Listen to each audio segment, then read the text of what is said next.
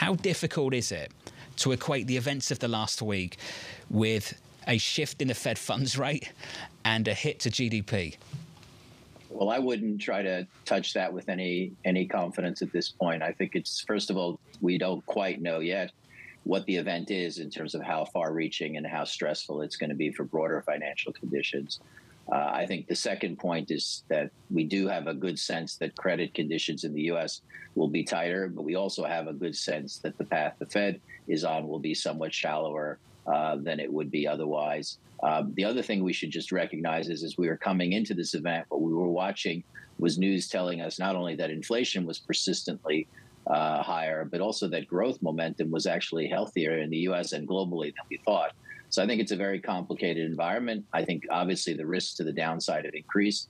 I wouldn't go so far at this point as being able to quantify it. I don't think the Fed will either on Wednesday in terms of making its decisions.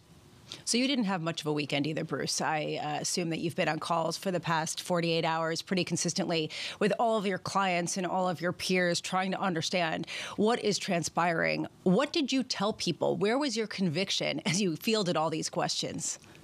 So I think part of my conviction was not to be confident here and not to understand the event at this point. We've increased the tail risk to the downside, but we should recognize again that the Fed is going to do less, that while credit conditions are going to tighten, monetary conditions are probably going to prove to be easier.